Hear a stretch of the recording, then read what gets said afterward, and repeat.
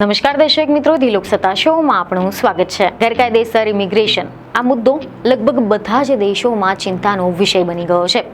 જેમ કે આપણે આના અગાઉ જોયું કે અમેરિકાએ હાલ તો ટ્રમ્પ સરકારમાં આવા કેટલાય ગેરકાયદેસર ઇમિગ્રન્ટને પોતાના દેશમાંથી શોધીને બહાર હાંકી કાઢ્યા હતા, પરંતુ હાલ તો આ મુદ્દે લંડનમાં પણ ભારે ધમાલ જોવા મળી રહી છે।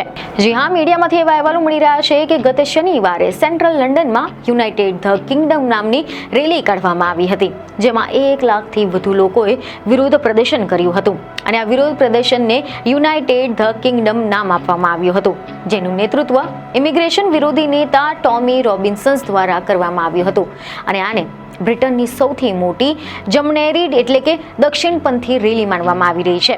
આ દરમિયાન યુનિયન જેક્સ, ઇંગ્લેન્ડના સેન્ટ જ્યોર્જ ક્રોસ અને અમેરિકન અને ઇઝરાયેલ ફ્લેગ પણ લઈને વિરોધીઓએ પોલીસની સુરક્ષાને પડકારી હતી। શરૂઆતમાં સ્વતંત્ર અભિવ્યક્તિનો ઉત્સવ તરીકે ઓળખાતી આ રેલી ઝડપથી જ જાતિવાદ તરફ ઢળી ગઈ હતી અને અંતે મુસ્લિમ વિરોધી દ્વેષપૂર્ણ ભાષણમાં પરિણમી હતી। આ દરમિયાન મોટી સંખ્યામાં પોલીસ પણ હાજર હોવા છતાં હિંસા ફાટી નીકળી હતી, જેમાં 2 ડઝનથી વધુ અધિકારીઓ ઘાયલ થઈ ગયા હતા। સમાચાર એવા સામે આવ્યા છે કે લંડનમાં વ્હાઇટ હોલ પાસે પણ વિરોધીઓ અને પોલીસની વચ્ચે અથડામણ થઈ હતી, જેમાં 25થી વધુ પોલીસ કર્મીઓ ઘાયલ થઈ ગયા હતા, જેમાંથી 4ની હાલત ગંભીર હતી। એવા અહેવાલો સામે આવ્યા છે કે યુનાઇટેડ ધ કિંગડમ માર્ચ દરમિયાન લંડનના વ્હાઇટ હોલમાં સ્ટેન્ડ અપ ટુ રેસિઝમ નામનું પ્રદર્શન ચાલી રહ્યું હતું, જેમાં લાખો લોકોની ભીડ એકઠી થઈ ગઈ હતી અને મોટા પ્રમાણમાં અથડામણ થઈ હતી। ઘણા બધા પોલીસ કર્મીઓના દાંત, નખ તૂટી ગયા હતા, માથાઓમાં પણ ગંભીર ઇજાઓ થઈ હતી। હિંસામાં સામેલ 25થી વધુ લોકોની ધરપકડ કરવામાં આવી હતી। પોલીસ રમખાણોમાં સામેલ બાકીના લોકોની પણ ઓળખ કરી રહી છે। સરકારે દેશની સરહદો પર કંટ્રોલ ગુમાવી દીધા હોવાનો પણ આરોપ અને આક્રોશની સાથે મોટી સંખ્યામાં લોકો એકઠા થઈ ગયા હતા। યુકેના ગેરકાયદેસર માઇગ્રેશન અટકાવીને કંટ્રોલ પાછો મેળવી એવી પ્રદર્શનકારીઓએ માંગ કરી હતી, જ્યારે અન્ય લોકોએ કહ્યું કે તેઓ બ્રિટિશ સંસ્કૃતિનો બચાવ કરવા માટે ત્યાં ઉપસ્થિત હતા। બ્રિટિશ સંસ્કૃતિ નષ્ટ થઈ રહી હોવાના પ્રદર્શનકારીઓનો દાવો કરવામાં આવ્યો હતો। ઘણા બધા લોકોએ ભારપૂર્વક એમ પણ જણાવ્યું કે ઇમિગ્રેશન વિરુદ્ધ બોલવા બદલ સામાન્ય લોકોને ચૂપ કરાવવામાં આવી રહ્યા છે। વડાપ્રધાન કિયર સ્ટારમર નિર્દેશિત સૂત્રોચ્ચાર અને પ્લે કાર્ડની સાથે વ્યાપક રાજકીય પરિવર્તનની હાકલ પણ કરવામાં આવી હતી। આ રેલીના સમર્થનમાં રોબિન્સન્સ ઉપરાંત અમેરિકન અબજોપતિ એલન મસ્ક પણ વિડીયો લિંક દ્વારા જોડાઈ ગયા હતા। તમને જણાવી દઈએ કે આંદોલનકારીઓ બ્રિટનમાં ગેરકાયદેસર ઇમિગ્રેશનની સામે અવાજ ઉઠાવી રહ્યા છે। તેઓ માંગ કરી રહ્યા છે કે ગેરકાયદેસર ઇમિગ્રન્ટ્સને દેશમાંથી બહાર કાઢવામાં આવે। આ વર્ષે 28,000થી વધુ ઇમિગ્રન્ટ્સ ઇંગ્લિશ ચેનલના રસ્તે બોટ દ્વારા બ્રિટનમાં પહોંચ્યા છે। વિરોધમાં સામેલ લોકો ગેરકાયદેસર ઇમિગ્રન્ટ્સને આશ્રય આપવાનો વિરોધ કરી રહ્યા છે। એક મીડિયા રિપોર્ટ અનુસાર યુકેમાં ઓફિસ ફોર નેશનલ સ્ટેટિસ્ટિક અનુસાર વર્ષ 2022માં નેટ માઇગ્રેશન અથવા તો બ્રિટનમાં કાયદેસર રીતે આવતા અને જતા લોકોની સંખ્યાની વચ્ચે જે તફાવત છે તે રેકોર્ડ 7,45,000 હતો અને આ આંકડો બ્રેક્સિટ પહેલા જોવા મળેલા જે સ્તર છે તેના કરતાં 3 ગણો વધારે હતો। માર્ચ 2025માં પૂરા થયેલા વર્ષમાં કુલ 1,09,343 લોકોએ યુકેમાં આશ્રય માટે અરજીઓ કરી હતી, જે તાજેતરના વર્ષોમાં સૌથી વધુ આંકડાઓમાંનો એક માનવામાં આવે છે। અરજદારોમાં અલ્બેનિયનો આનો સૌથી મોટો સમૂહ હતો અને ત્યારબાદ અફઘાન, પાકિસ્તાની, ઈરાની અને બાંગ્લાદેશીઓનો પણ સમાવેશ થાય છે। આના કારણે દક્ષિણ એશિયાઈ રાષ્ટ્રીય ટોચના 5મા સ્થાન પર પામી ગઈ છે। આ સિવાય લંડન અને બર્મિંગહામ જેવા નાણાકીય કેન્દ્રોમાં પણ લગભગ 40% વસ્તી સ્થળાંતરણ કરવા માટે બની ગઈ છે।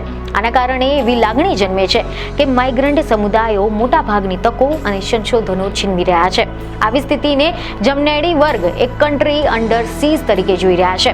આ દરમિયાન વ્યાપક આર્થિક અને સામાજિક દબાણ, વધતા જીવનના ખર્ચ, રહેઠાણની અછત અને રાજકીય અસ્થિરતાના કારણે ઇમિગ્રેશન એકવાર સરળ લક્ષ્ય બની ગયું છે, જેથી શનિવારે સેન્ટ્રલ લંડનમાં 1 લાખથી વધુ લોકોએ વિરોધ પ્રદર્શન કર્યું હતું।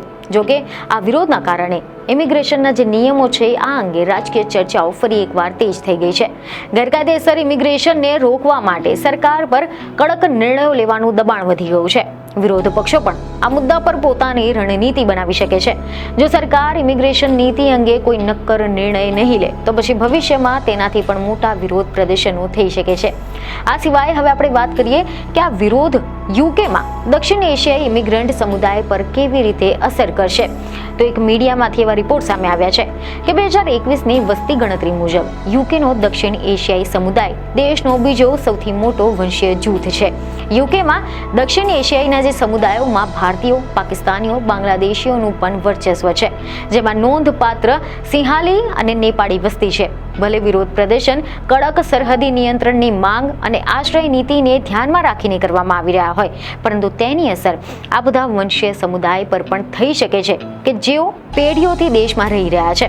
ખાસ કરીને મુસ્લિમ અને શીખ સમુદાય વિરુદ્ધ દ્વેષની ઘટનાઓ વધી રહી છે. આ ઉપરાંત ગયા અઠવાડિયે એવા સમાચાર સામે આવ્યા કે વેસ્ટ મિડલ ઈસ્ટ ક્ષેત્રમાં એક યુવાન શીખ મહિલા પર જે દુષ્કર્મ થયો હતો તેને પોલીસ ઉગ્ર વંશીય હુમલો ગણાવી રહી હતી. છેલ્લા કેટલાક મહિલાઓમાં અતિ જમણેરી અને ઇમિગ્રન્ટ વિરુદ્ધ જૂથો દ્વારા આયોજિત અનેક વિરોધ પ્રદર્શન જોવા મળ્યા હતા. આના કારણે સમુદાયમાં અનિશ્ચિતતા અને ચિંતાઓ વધી ગઈ છે અને આ સપ્તાહના અંતમાં થયેલા આ વિરોધ પ્રદર્શનોમાં લોકો ગો હોમ અને ડિપોર્ટ ઓલ ઇલીગલ્સ, ગેરકાયદેસર લોકોને દેશ નિકાલ કરો તેવી માંગણી કરતા પ્લે કાર્ડ્સ જોવા મળ્યા હતા. અને હવે બ્રિટનમાં ઇમિગ્રન્ટ સમુદાયો માટે પડકાર એ બની ગયો છે કે પછી આવા રાજકીય વાતાવરણનો સામનો કરવો કે જ્યાં ઇમિગ્રન્ટ વિરોધી ભાવના માત્ર સ્પષ્ટ જ નહીં પરંતુ વધુ ને વધુ મુખ્ય પ્રવાહમાં પ્રવેશી રહી છે. તો આ વિષય પર તમારો શું અભિપ્રાય છે તમને કોમેન્ટમાં જરૂરથી જણાવો. બીજી ખબરો સાથે ફરી મળીશું. ધન્યવાદ.